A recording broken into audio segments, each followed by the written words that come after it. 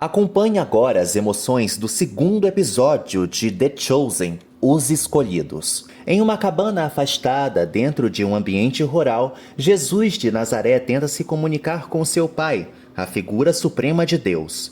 No novo amanhecer, aos arredores de Cafarnaum, uma menininha chamada Abigail corre, acompanhada de sua boneca, pelos campos próximos de sua casa.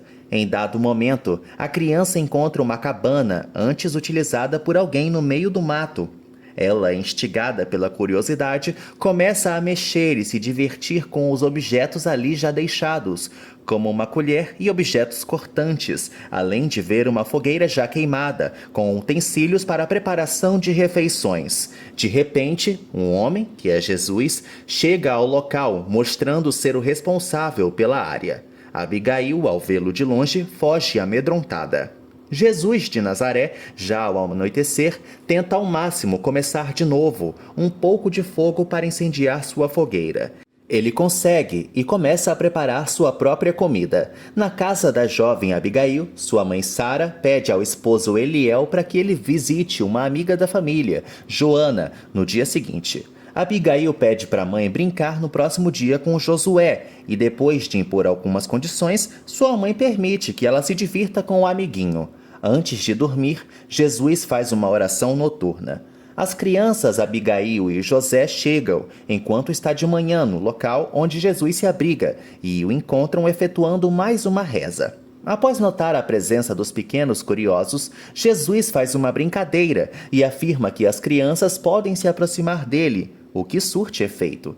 Todos ali presentes se apresentam e Jesus se mostra como um carpinteiro e artesão nos momentos de lazer. Após uma breve conversa, as crianças vão embora para suas respectivas casas. Mais uma vez de noite, Jesus termina de trabalhar com utensílios de madeira e se deita, de novo rezando antes de cair no sono. Na manhã seguinte, Jesus acorda, dessa vez cercado por mais crianças, todas amigas de Abigail e Josué. Jesus dá a permissão para aqueles meninos e meninas ficarem ao seu lado durante o dia, com a condição deles ajudarem em seu trabalho.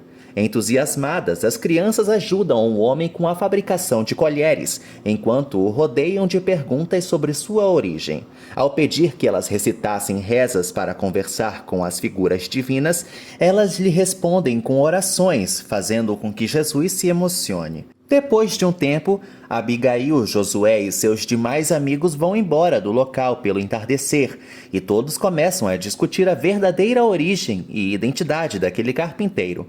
Passam-se os dias e aqueles meninos e meninas nunca deixaram de entrar em contato com Jesus, sempre o ajudando com a fabricação de itens de madeira, além de rezarem juntos e ouvirem suas histórias. Além do mais, em todas aquelas noites, Jesus nunca deixou de orar a seu Pai Divino. Quando todos estão reunidos na casa de Jesus, eles se juntam para discutirem sobre o futuro Messias, e eles acabam por receber variadas morais daquele carpinteiro que os acolheu. Também acabaram por descobrir que Jesus havia ajudado uma mulher anteriormente e que essa moça foi uma escolhida sua, ao lado de outros homens. Naquele fim de tarde, todos se despedem entre si. Em um momento posterior, a menina Abigail retorna sozinha ao local de abrigo do seu amigo Jesus, porém se surpreende ao encontrar lá vazio. Ao investigar melhor, encontra escrituras estabelecidas em um pedaço de madeira, feitas por Jesus na noite anterior.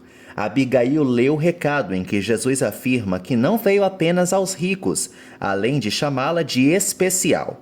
Em um ato de inocência, a menina pega sua boneca e continua brincando ali, com os restos de alguns dos pertences que o antigo morador do local deixou para trás. Em uma pequena embarcação cheia de soldados, Simão Pedro guia os homens de Quintos em busca dos comerciantes que estão pescando mais do que deviam.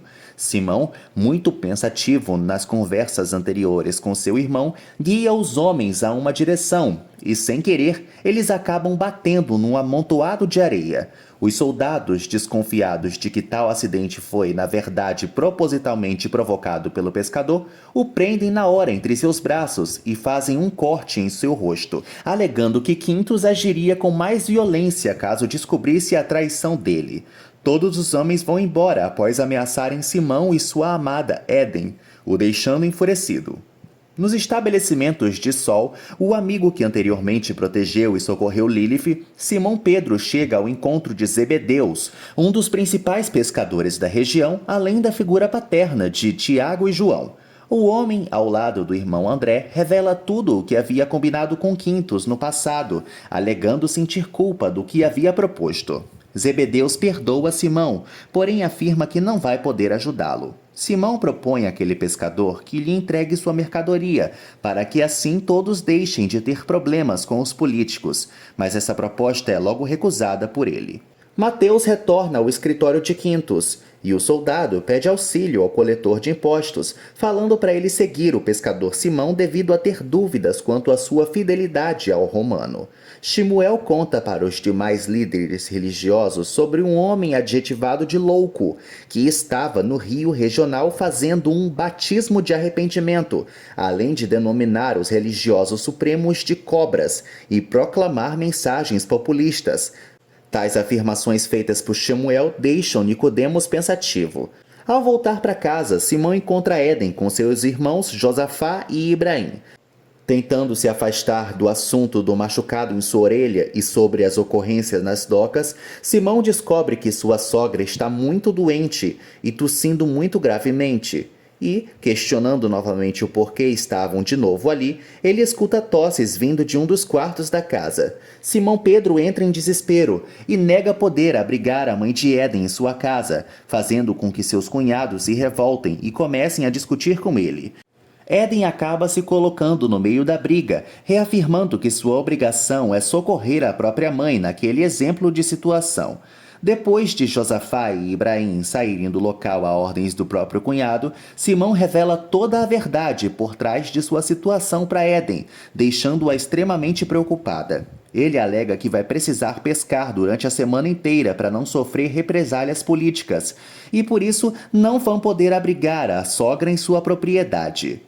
Éden se sente magoada pela ausência de confiança do marido, porém agradece por ele ter revelado tudo antes do pior acontecer. Simão, envergonhado pelo acontecido, sai de casa completamente irritado, quando é surpreendido por André, que estava correndo mais do que tudo, alegando ter encontrado, junto a João Batista, o Messias e que agora estarão salvos. Simão Pedro trata o irmão como se fosse louco, brigando com ele, pois, na sua mente, a única presença do Messias não lhe ajudaria com todos os problemas que está enfrentando. André tenta novamente animar o irmão, mas não consegue. Enquanto está trabalhando nas redondezas de sua casa, Simão vê que Mateus está constantemente o seguindo, concluindo que ele está anotando informações para depois revelá-las para Quintus. Mateus alega de novo que aquele pescador deveria se entregar às autoridades, e enquanto discutia com Simão, o controlador de tarifas revela que o prazo até o encontro com Quintus vai acontecer até o amanhecer. Simão vai embora com o intuito de pescar e sem dar mais explicações a Mateus. Nicodemos e Zohar estão jantando e conversando quando um dos homens de Shemuel chega na residência do fariseu, alegando que os guardas da região haviam prendido o homem que estava causando confusão no rio local pela manhã. Era João Batista. Nicodemos, interessado nessa informação, afirma que ele mesmo vai fazer o julgamento desse homem.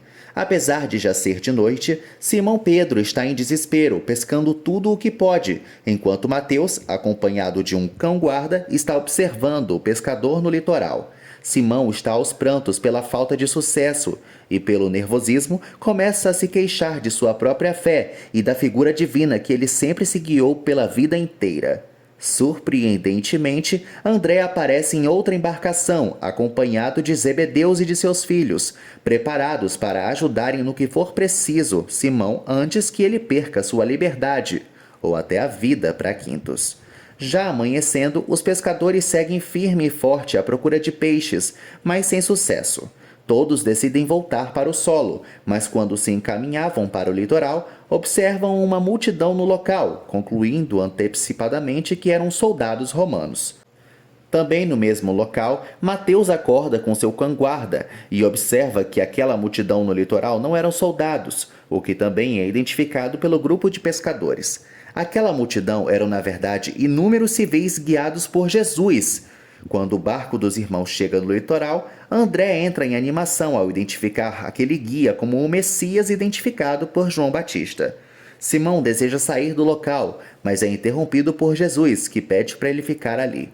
Simão, André e várias outras pessoas cercam Jesus, que lhes recita algumas parábolas religiosas. No fim, Jesus pede para Simão, que já estava preparando a rede de seu barco para ir embora, que lance a rede de volta nas águas. Apesar de receoso, Simão joga sua rede como pedido. Em uma ação surpreendente e milagrosa, a rede começa a ser puxada tão agressiva que o barco quase vira. Simão pede ajuda, atraindo a atenção de todos no litoral, inclusive de Zebedeus e seus filhos que chegam para ajudar. Quando a rede termina de ser puxada, surge um cardume inteiro para a alegria e o espanto de todos. Simão Pedro sai do barco e se ajoelha, chorando aos pés de Jesus. O pescador pergunta ao homem se ele é o Messias, tendo como resposta a afirmação de que sim, ele é o Messias. Simão pede desculpas, afirmando que era um pecador e que havia duvidado de sua própria fé. Jesus pede para Simão Pedro e os demais homens ali que o sigam. Zebedeus, entusiasmado, dá a liberdade aos filhos Tiago e João para que seguissem o Messias, enquanto ia à cidade acertar as dívidas da família de Simão. Jesus pergunta se Simão entendeu a parábola antes descrita por ele e afirma que é necessário que aqueles ali presentes pescassem o maior número de pessoas possível para depois serem divididas. Mateus se aproxima de Zebedeus, espantado por toda aquela carga antes obtida. Nicodemos chega à prisão para entrevistar João Batista, além de pedir por informações quanto a milagres.